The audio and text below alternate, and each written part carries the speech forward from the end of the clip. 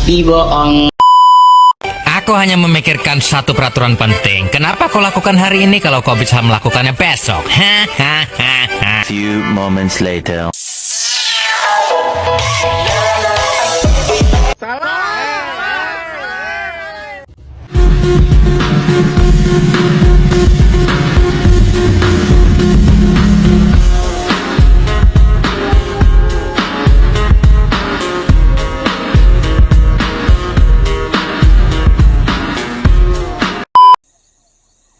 Okey.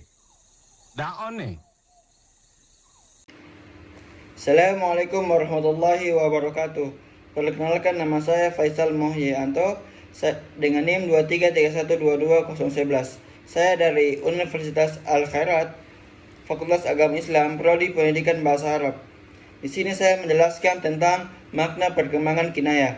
Kinayah sebagai salah satu bentuk uslub balaghah telah mengalami perkembangan yang panjang dalam sejarah linguistik Arab.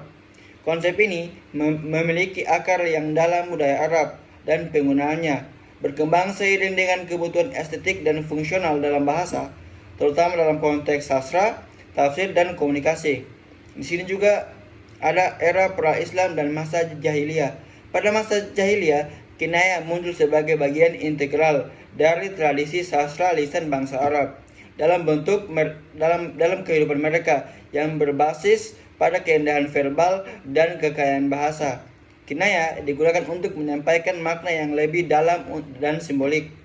Orang Arab terkenal dengan kemampuan dalam menyusun ungkapan yang penuh kiasan, baik dalam syair, peribahasa maupun percakapan sehari-hari. Contoh kinayah pada era ini mencerminkan budaya mereka. Satu ada ta'wil al-nijat. Ungkapan ini menunjukkan pada seseorang yang tinggi dan gagah secara harfiah, berarti sarung pedang yang panjang. Ini menunjukkan bahwa seseorang dengan tubuh tinggi juga membutuhkan sarung pedang yang lebih panjang. Yang kedua, katir al-rimad.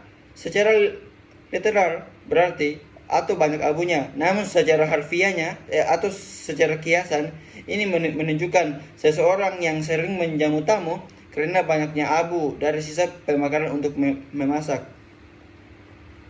Pada masa ini, kinayah belum dianggap sebagai istilah teknis. Penggunaannya bersifat spontan dan didasarkan kepada kepekaan budaya masyarakat terhadap simbiolisme. Orang Arab menganggap penggunaan kinayah ini sebagai ciri keindahan dan keluasan dalam berbahasa Arab, yang kemudian menjadi bagian penting dari tradisi sastra jahiliyah. A few moments later. Berikutnya, masa awal linguistik Abu Ubaidillah Al-Farad dan Al-Jahiz. Pada abad kedua dan ketiga Hijriah, kinayah mulai diperhatikan oleh para ahli bahasa dan tafsir dalam upaya memahami teks-teks suci, khususnya Al-Quran. Abu Ubaidah dalam Majaz Al-Qurannya adalah salah satu tokoh yang pertama kali mencoba menjelaskan ayat-ayat Al-Quran dengan pendekatan kiasan.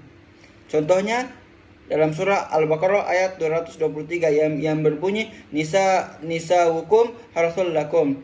Artinya, istri-istrimu adalah ladang tempat kamu bercocok tanam. Dalam ayat ini, kata harf ladang dipandang oleh Abu Ubaidah sebagai kinayah untuk hubungan suami istri. Sebelumnya, para mufasir seperti Al-Suddi Al-Kabir lebih cenderung memaknainya secara literal. Dengan demikian, era ini menandai transisi penting dalam perkembangan makna kinayah dari sekedar ungkapan sehari-hari menjadi alat bantu dalam memahami teks-teks suci. Tokoh lain seperti Al-Farad dan Al-Jahiz juga berkontribusi pada pengembangan konsep kinayah ini. Namun, perhatian mereka lebih terfokus pada analisis bahasa Arab secara umum, tanpa memberikan definisi yang rinci tentang kinayah sebagai konsep mandiri. Yang berikutnya, sistemasi konsep kinayah atau masa Al-Mubarad dan ahli balaghah klasik. Pada abad ketiga dan keempat Hijriah, kinayah mulai diperlakukan sebagai bagian dari ilmu balaghah yang lebih sistematis.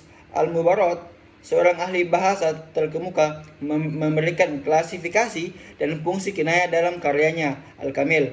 Ia mengidentifikasi 3 fungsi utama kinayah, yaitu terbagi 3, yaitu menjadi 1, memperluas makna. Kinayah juga digunakan untuk menjadikan makna lebih umum dan fleksibel.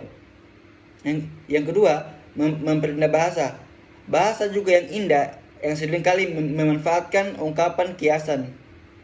Yang terakhir itu sebagai untayan pujian kinayah dan dapat menyampaikan pujian serta halus tanpa menyinggung langsung. Seiring waktu, ahli balaghah seperti Al-Zarkashi dalam Al-Burhan fi Ulum Al-Quran menegaskan bahwa kinayah adalah cara menyampaikan makna tanpa menyebutkan secara langsung, tetapi menggunakan ungkapan yang memiliki hubungan makna dengan apa yang dimaksudkan. Sekian, hanya itu yang bisa dapat saya sampaikan materi tentang makna perkembangan kinayah. Wallahu musta'an. Wassalamualaikum warahmatullahi wabarakatuh.